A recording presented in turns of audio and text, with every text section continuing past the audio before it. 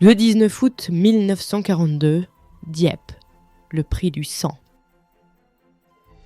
Le 19 août 1942, à l'aube, plus de 6000 hommes, pour la majorité des Canadiens, mais aussi des commandos britanniques, américains et quelques Français, débarquent sur les plages de Dieppe, en Normandie. L'opération porte un nom, Jubilee. C'est un raid d'envergure, le plus grand depuis Dunkerque. Officiellement, il s'agit de tester les défenses allemandes, de saisir des renseignements, détruire des infrastructures.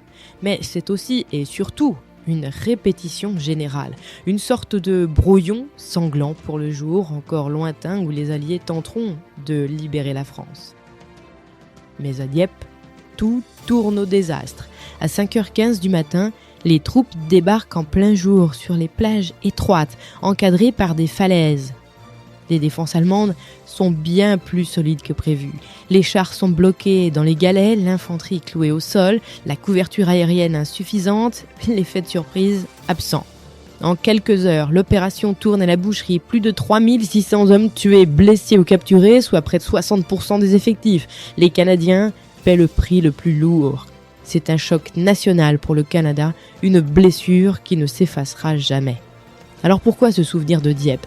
Parce qu'on y a appris. On a compris que le débarquement frontal sur un port était suicidaire, que les plages devaient être mieux préparées, que la logistique, la coordination interarmée, le renseignement devaient être repensés de fond en comble. Alors Dieppe n'est pas un échec inutile, c'est un avertissement payé dans le sang.